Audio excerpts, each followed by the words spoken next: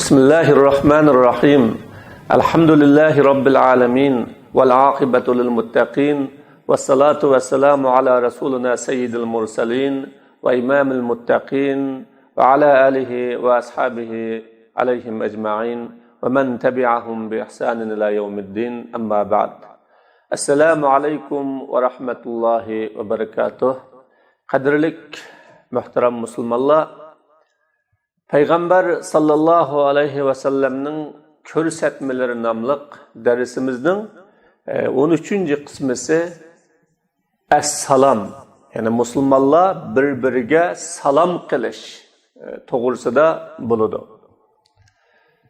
Peygamber sallallahu aleyhi ve sellem bizning Allah subhanahu ve ta'ala'nın yaxshi ko'rishiga erishishimizdagi Allah Teala tayyorlagan cennetke kirishimizdeki ve bizning bu hayatta kılgan günahlarımızın Allah tarafından mağfiret buluşu, keçirim buluşudaki asaslık sebeplerden birisi ve muhim kısmı. Allah Subhanahu ve Teala bizge dinni ügetkili özü bilen bizni bağlap turduğan bu hak yolunu çöndüğüyle peygamberini talladı. Ve bizge peygamber sallallahu aleyhi ve sellemge işiniş, ergişiş, onu özümüzge ölgü kılış ve her bir işlada onundan kubul kılıp gelişini dinin asasi kısmısı. Yani tevhid kısmısı kıldırız burada. Demek Resul-i Ekrem sallallahu aleyhi ve sellem'nin hem sözü, kılıkı, hayatı her birisi bizge nispeten din, bizge ibadet, bizge ahlak, bizge muamele, bizge Allah subhanahu ve ta'ala'ga bağlap durduğun bir nicatlık argamcısı. Allah subhanahu ve ta'ala biz insanlığını dünyadaki bütün mahlukatlarının içinde akıl bilen ulu, akıl bilen mukarrem kılıp yaratkandan keyin Allah bizlerge bu hayatta birbirimizge bo'lgan muhabbet, birbirimizge söygü, birbirimizni yuylaydigan, kollaydigan ve birbirimizge hemkarlıkta yaşaydigan, hemdemde bulunduğun yollarını ügetti ve bunu bildirip koydu. Bunun içinden birisi Müslümanlar devamlı özünün keşideki kişi kim olsun, o atanısı bulsun, ya ki ailesi bulsun, kim bulsun, onunla bir tiniş, hatırcemlik tuygusu birişini İslam bizge ügetti. Çünkü buraderler, meyli aile, meyli cemiyet, meyli hayatımızdaki her kandak iş bulsun, birbirimizge işenmegen, birisimiz yeni birisimizge hatırcam bulanmagan, könglimizde onunla tuluk bir işenci turguzanmagan vakitte onun bilen hakiki bir yaşıgılı olmaydı. Yani onun bilen kuşal, baxtlik yaşıgılı olmaydı. Hayattaki her bir iş işenci üstüge kuruludur.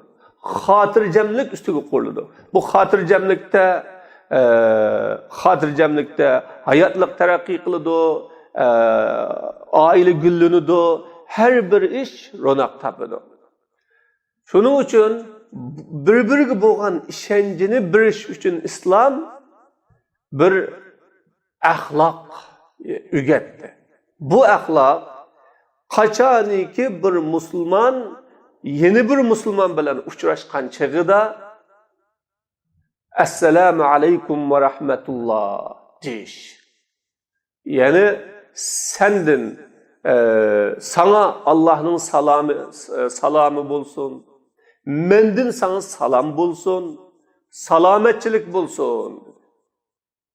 Peygamber aleyhissalatu vesselam mı bu salamını cennetinin açkuşlarından bir açkuş kılıp la tedhulul cennete hatta tu'minu ve la tu'minu hatta tahabbu evela adullukum bi şeyin iza fealtumuhu tahabbtum afşus salam ve at'imut ta'am. Sizlar cennetga kirmaslar mu'min bo'lmaganga qadar. Yani mu'min bo'lmasanglar cennetga kirmaslar dedi. Cennetga kirishning yo'li iymon. Mu'min bo'lanmaslar bir-biringlarni qalbinglardan so'ymagunchilik, yaxshi ko'miguchilik mu'min bo'lanmaslar dedi. Demak, birodarlar, iymonning yildizi birbirini do'st tutish, bir-biriga yaxshi ko'rish, bir musulmon yana bir musulmonga kuyinish, ko'ngil bilish, uning g'amini yeyish, davomli uning uchun uningga ahamiyat berish. Mana bu islom bu. Islom bütün musulmonlarni bir tan qilib tasvirlab berdi. Musulmonlarni qarindosh qildi. Bu muhabbatning vujudga chiqishini Payg'ambar alayhisolatu vasallam men sizlarga shu muhabbatning amaliyotga chiqadigan va amaliylashadigan yo'lini uqtirib qo'ymaymi dedi. Sahabalar bo'lsa shunda bir uqtirib qo'ysangiz deganda Payg'ambar alayhisallam afshu salam, salamni chechinglar, umumlashtiringlar. Ve at'imut ta'am, yani aç qolgan, qiynalib qolganlarga tamoq beringlar dedi. Yani İslam bu yerda ikki yo'lni ko'rsatdi birodarlar. Birinchi, so'zingiz orqali musulmonlarni xotirjam qiling. Musulmonlarga mehribon, muhabbat bering. Atrofingizdagilarni o'zingizga ishongudek qiling va ularga moddiy jihatdan agar imkoniyatınız yetse, qo'lingizdan kelsa yordam qiling. Mu'minning nima ishi? Demasiz unga deydi. Mana islom bu orqali jannatning eshigini o'sha salom bilan ochiladiganligini alohida bizga ko'rsatib qo'ydi. Hatto islom salomning musulmanning ustidagi haq ekanligini o'tirib qo'yib, Payg'ambar alayhissalatu vassalamdan rivoyat qilingan bir hadisda deydi: "Haqqul muslimi alal muslimi sittun." Musulmanning musulman ustidagi haqqi 6. 6 turli haqqi var. Bu umumiy bir haq. Her qanday musulman bu haqni ado qilmasa bo'lmaydi. Qila ma hunna ya Rasulullah. Bir kishi Payg'ambar alayhisolatu vasallamdan ya Rasulullah, bu 6 haq qaysi haq deb so'rabdi. Payg'ambar alayhisalom: "Iza laqitahu fasallim alayhi." Sen o qarindishing bilan qachon uchrashsang, uningga salom qilgin. "Va iza da'aka fa'jibhu." O seni çağırsa icabet kılgın. Ve izâ stansahaka fansah lehu. Eğer o senden bir nasihat talep kılsa, sen onunla samimi bo'lgin. Yani bana samimi bo'lan, meni aldıman dese onunla samimi bo'lgin. Şükürse cevap bergin. Demek bu hadisden bizge en muhimi Peygamber aleyhissalatu vesselam'nın fasallim aleyhi onunla salam kılın. Demek bu bir musulmonning haqqi birodarlar. İslam bu orqali oila, jamiyat, jamoat va umumiy bir musulmonlar gavdasini xuddi bir binoga o'xshash mazmut, mustahkam, birbirini qo'g'daydigan, himoya qiladigan, u bir binanın hiç kandak tarafından o binaga ziyan zahmet kelmaydigan bir xil şekilde qilishni irada qiladi birodarlar. İslamning maqsadi bu. Bana Allah subhanahu ve taala bu haqdimi ya eyyuhellezine amanu la tadkhulu buyutan gayra buyutikum hatta tasta'nisu ve tusallimu ala ahliha dedi. Bu sure Nur'un 27. ayetinde ey müminler şereflik namımız bilen ve Allah'a bağlangan yani bana kul boğan, bana işengen mening İslam degan bu yo'limni qabul qilib kirgan mu'minlar o'zinglardan boshqalarning uyiga kirsanglar, ulardan oldi bilan ruxsat so'rab, eshiklarini chekib, kiraymi, kirmaymi deb ruxsat so'ragandan keyin ruxsat bersa, uning ahliga, shu uydagi bor kishilarga salom qilib kiringlar. Bo'lmasa kirmanglar deb Alloh taolo mana bu oyat karimida uyga kirgan chaqda salom qilib kirishni bayon qildi. Demak, bu salom mu'min musulmonlarning payg'ambar alayhissalatu vassalamdan o'rganadigan eng go'zal axloqi va payg'ambar sallallohu alayhi vasallamdan bizga meros qolgan haqiqiy bir yaxshi meros aziz birodarlar. Bu salomning roli intayin çoğ. Mana bir salam yat adamlarni do'st qilib o'tadi. Ba'zida tunishmaydigan odamlarni bir-biriga tunish qiladi aziz birodarlar. Ammo bir salom qilmaslik bilan shuncha do'stlar, yaqinlar xafa bo'ladigan bizden ko'ngli yerim bulab qiladigan, bana salam qilmadi. Ya meni ko'zga ilmidi deb bizden xafa bo'lib qiladigan ahvollar bo'ladi. Demak, bu salomning islomdagi o'rni va inson odamgarchilikdagi o'rni intayin yuqori bu. Davomli islom musulmonlarning o'rtasida mana bu shunday bir-biriga bo'lgan muhabbat, bir-biriga bo'lgan xotirjamlikni umumlashtirishni islom asosi o'zining ruhi qilgan, maqsadi qilgan. Shuning uchun musulmonlar o'zaro islomning bu ruhidan o'rganishi kerak. Bir-biridan, mayli uning g'aybatidan bo'lsin, aziyatidan bo'lsin, iqtisodiy jihatdan ziyon zahmat silishidan bo'lsin, yoki uningki tillaridan bo'lgan har turli ziyonlardan bo'lsin, musulmonlar bir-biriga qattiq ziyon silishdan saqlanish lozim. Buningdan qochish lozim. Mana bu payg'ambar alayhissalatu vassalam bu salomdagi adablarni bizga o'rgatib, Resul Ekrem sallallahu aleyhi ve sellem özünün o'rnining yuqurligi, mertebesinin üstünlüğü bilen, hatta Peygamber aleyhissalatu vesselam şunçuluk büyük Allah Teala'nın elçisi buluşu bilen özünü addi bir kişilerge, yani küçük balılarga salam kılıştın mı Peygamber aleyhissalatu vesselam çoğun tutmaydı. Aksice ulağı Resulullah salam kıldı. Peygamber aleyhissalatu vesselam merre bisibyanin feselleme aleyhim. İmam Müslim Enes radıyallahu anhu'dan rivayet kılgan hadiste uşak ballının kaşının össe ulağı salam kıldı. Küldürüp koydu Resulullah ulağını. Bazıda kolunda bir narsa bolsa ulağı birip şularını hoş kılıp koydu. Demek küçük ballar her bir işte çoğunlardan ürünü dezdi birodarlar.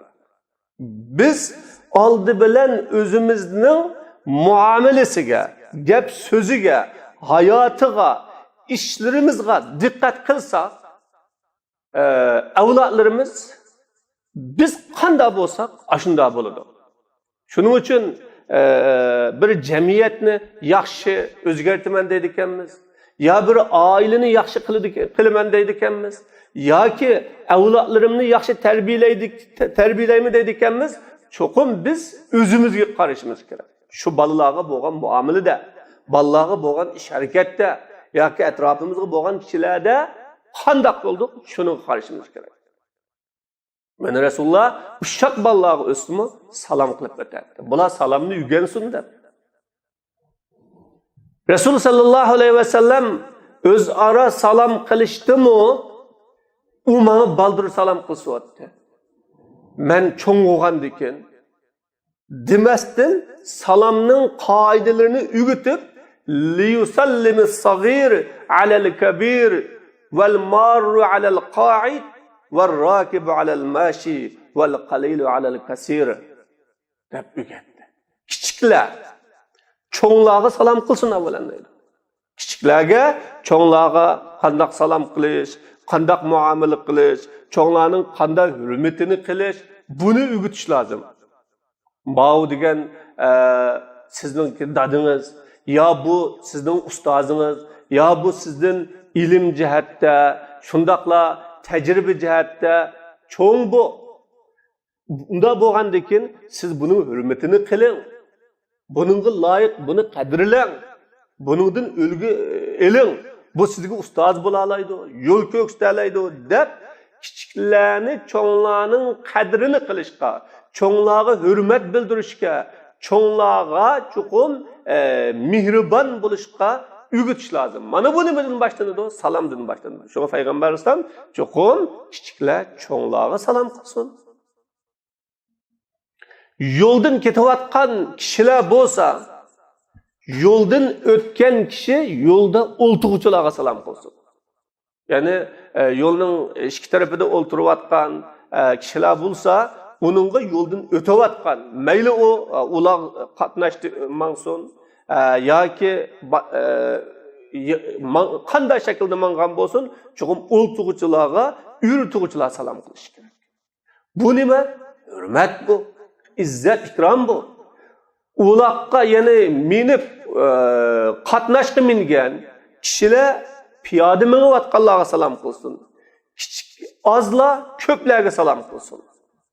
Mana bu payg'ambar alayhissalatu vassalamning adab axloqlari. Payg'ambar alayhissalatu vassalam yana bir hadisda yusallimul mashi alal qoim. Ya'ni piyoda ketayotgan kishi yuri turgan kishiga salom qilsin deb Rasululloh buni bayon qilgan. Mana bu salomning adablarini, usullarini ham islom bizga o'rgatib qo'ydi, birodarlar.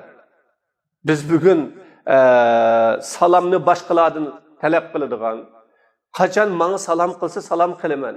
Oldimga bir qadam elib kelsa, uning oldiga boraman. Yoki u menga salom qilmabdi, men salom qilmadim. O degan salom qilay desam, bak cho'ng adam edi.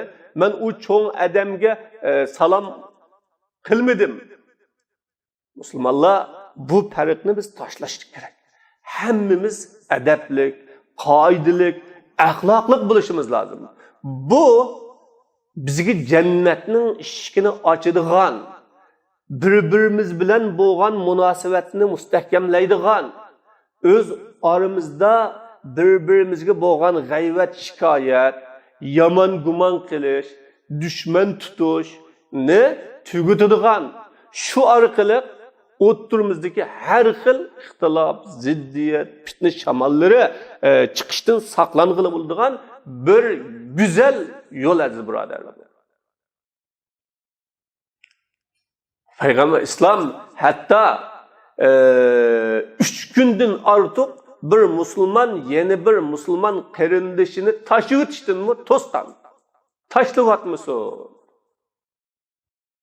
İslamning umumiy maqsadi, takror deymizki, haqiqiy bir-birini qo'llaydigan, qo'g'daydigan, xuddi qo'lning barmoqlariga o'xshash mushunda bo'ladigan bir jamiyat qurib chiqmoqchi bo'ladi.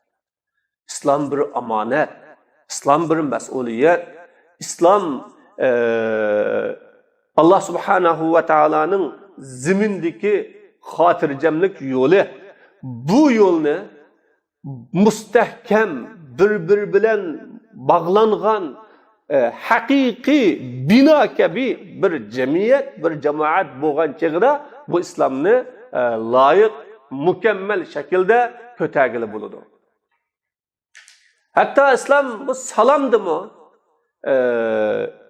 Allah subhanahu va taologa eng yaqin bo'ladigan, gunohlari kechirim bo'ladigan kishilarning ichida beshida salom qilgan kishilarni buning qatoriga tizdi. Yani boshqalardan salom kutmay, oldi bilan salom bergan. Men tunumusam yoki uningga salom qilsam mening martabam tushib ketami? Men degan uningdan cho'ng, ya men degan uningdan boy, ya men degan uningdan hurmatli, qadr qimmatli, ya men degan uningdan katta olim degandek boshqalarga salom qilishdan bir xijil bo'ladigan, ya uningdan salom qilishdan tortinadigan kishilarga payg'ambar alayhisolatu vasallam bayon qilib, inna awlan nas billahi man bada'ahum bisalam.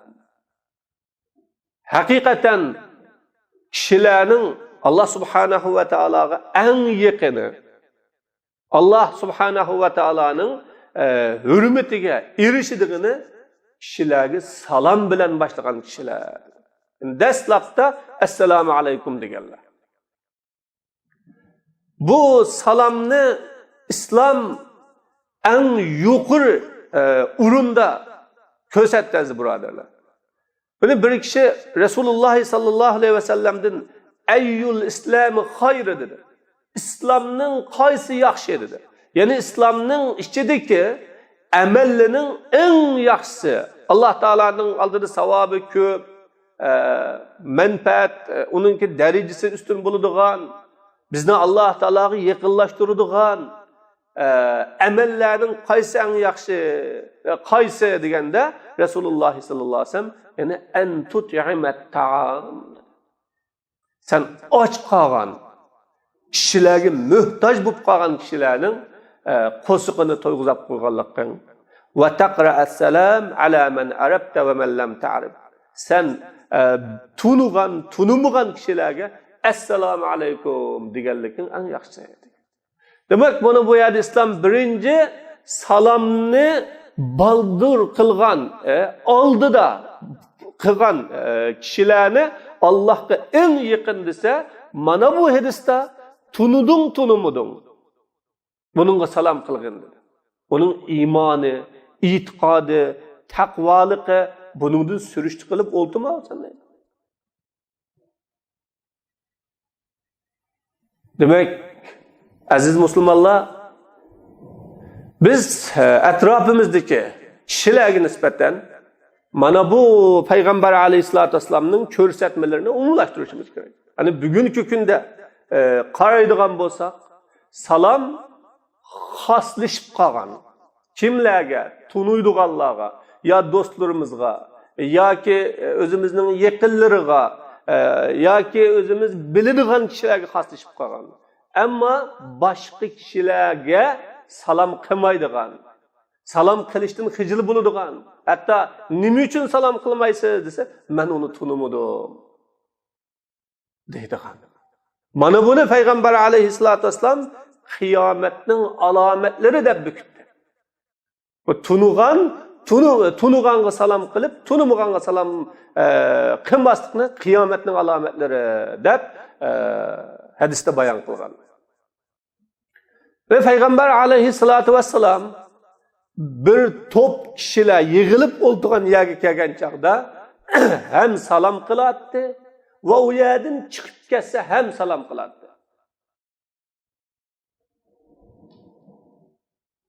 İmam Tirmizi Ebu Hureyre radhiyallohu anhudan rivoyat qilgan hadisda "İza qa'ada ahadukum falyusallim va iza qama falyusallim. Falaysatil ula bi'ahaqqa min al-akhirah." Bir sorunga kelib, sorunda o'ltirsanglar, o'ltirgan vaqtlarda salom qilinglar. Sorun ahliga salom qilinglar. Agar uningdan qo'pib ketsanglar, yana salom qilinglar. Birinchisi kinkidan haqliqroq emas degan payg'ambar sollallohu alayhi vasallam. Yani demek salam her bir kişiye yoldan ötken vakitte mi salam kılındı? Bir yerde oltuğallağımı salam kılındı. Ben bu bir top kişiler oltuğa yerge berip kandak salam kılaman, nemi dep salam kılıp kiremen demeslikimiz lazım ezdi buradır. İslam bu salamның şu muhimlikini bizge şu kadar ügetdi. Yani Peygamber aleyhissalatu vesselam bu salamga şunçilik ehmiyet berişki bizni çakırdı ki Ebu Hureyre radıyallahu anhu'dan rivayet kılgan hadiste İza laqiya ahadukum akhahu felyusallim aleyhi fe in halet beynehuma şecere ev cidar ev hacer thumma laqiyahu felyusallim aleyhi aydan. Sizlarning biringlar qarindishi bilan uchrashgan chaqda, mu'min qarindishi bilan, musulmon qarindishi bilan uchrashgan chaqda uningga salom qilsin. Agar bu ikkisining o'ttirisini bir daraxt, bir yo'lda ketib berib, masalan bir bino yoki daraxt yoki tom yoki bir tosh, qisqasi nima bo'lsin, şu ikkisining orasini bir to'salg'i bo'g'ichi, bir narsa to'salg'i bilib ayirib etgan bo'lsa, an u to'salg'idan shunda o'tib, yana o tarafida uchrashgan bo'lsa, uningga yana salom qilsin degan. Aziz birodarlar, buningdan salomning naqadar muhim va ahamiyatli ekanligini ko'rib olishimiz lozim. Salom Alloh subhanahu va taolaning mu'minlarga qilgan salamidir. Alloh taolo salomni qiyomat kuni jannatda mu'minlarga salom qiladi. Salamun qawlan min robbir rahim. Mana Alloh taolo ashadimi mu'minlarga salom qiladiganligini, ya'ni mu'minlar jannatda bir-biriga salom qiladiganligini bizga bayon qildi.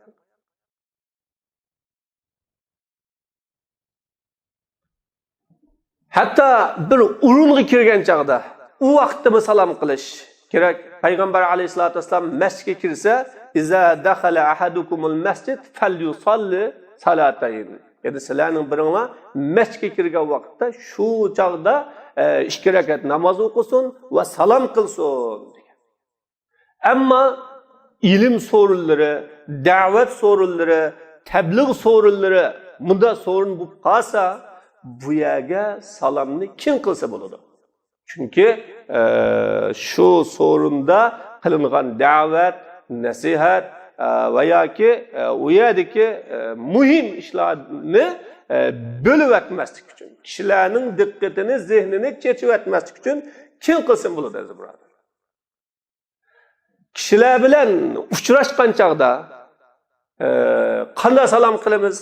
Eng oldi bilan Peygamber aleyhissalatu vesselam'ның adetlari uchrashgan chaqda salom bilan gapni boshlaydi. Faman bada'akum bis-su'al qabla as-salam fala tujibuhu. Peygamber aleyhissalam bu hadisda salom qilishdan burun sizlardan bir kishi gap so'rasa yoki sizlarga boshqa so'zlar bilan gap boshlagan bo'lsa, siz unga javob bermanglar degan. Demak, yo'lda uchsa, "Voy adash, nega mangding? Nimish qilyapsa?" deginiga o'xshash, eng oldi bilan "Assalomu alaykum va rahmatulloh" degan bu salom bilan uchrashmay, salom bilan gapni boshlamay, boshqa so'zlar bilan salom gapni boshlagan bo'lsa, ya'ni u vaqtda unga javob bermaslik kerak. Oldi bilan salom qil birodarim. İslamning axloqlarini va islomdagi bu muhim ishni bizga deyishimiz kerak.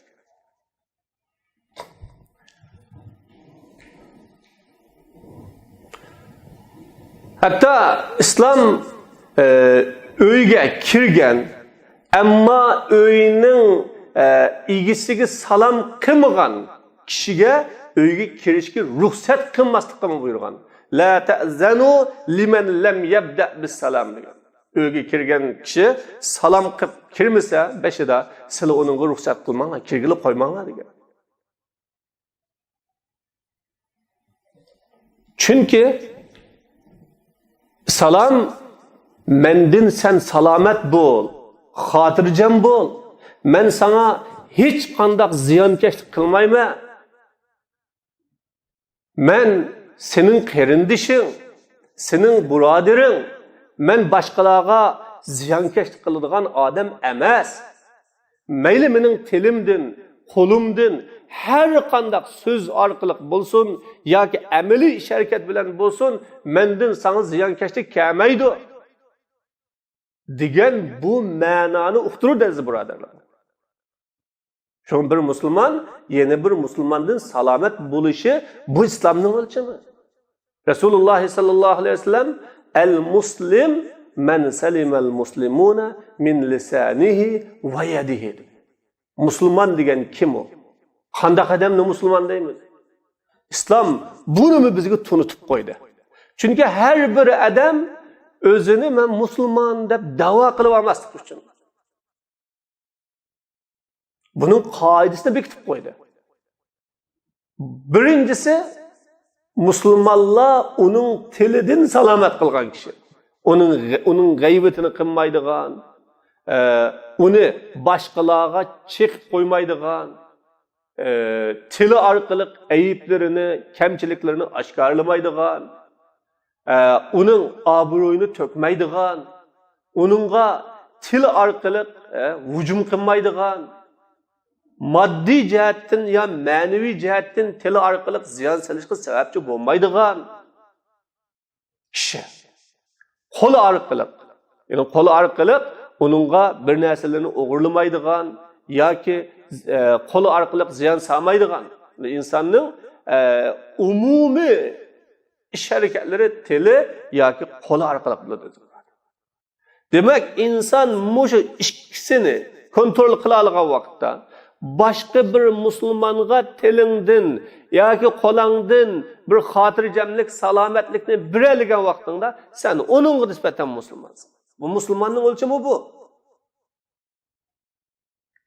Şunun için bu salamın ma'nisini biz ameli timizde vücutga chiqarishimiz lazım. Hatta İslam salamni amanet kıldı. Bir kişi palana xunga salamımni yetkizip koyun degan bo'lsa, o salamni yetkizish o amanet o. Mana Allah subhanahu ve taala Peygamber aleyhissalatu vesselam arqali Ayşe radhiyallohu anhuga salam yetkizgan. Cibril aleyhissalatu vesselam Peygamber aleyhissalatu vesselamga Allah Ayşe'ge salam dedi. Siz bu salamni yetkizing degan. Hadice radhiyallohu anhuga Cibril aleyhissalatu vesselam Allah subhanahu ve taaladan salam yetkizing dedi. Salamni yetkizdi. Demek salam şu kadar mühim ki bunu unutmasligimiz lazım. Ya bunu sal qaramasligimiz lazım. Yetkizish ki bunu maddi amanet sifatida itibar berdi İslam dini. Mana Peygamber aleyhissalatu vesselam ya Aisha haza Cibrail yaqra'u aleyke salam dedi. Ayşe radhiyallohu anhu deydi. Ey Ayşe, Resulullah beni çağırıp ma Cibrail sana salam okudu, salam dedi degandekin ben ve aleykumussalam ve rahmetullah dedim. Demek aziz Müslümanlar